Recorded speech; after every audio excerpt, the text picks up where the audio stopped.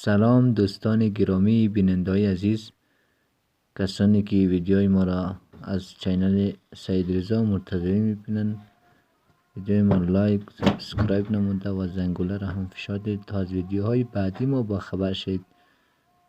نمای از برف زمستانی 1402 برج 1126 هست. میبینین جاده قلعه فتوس الی مسیر دوغابات دولمان که لب دریاست.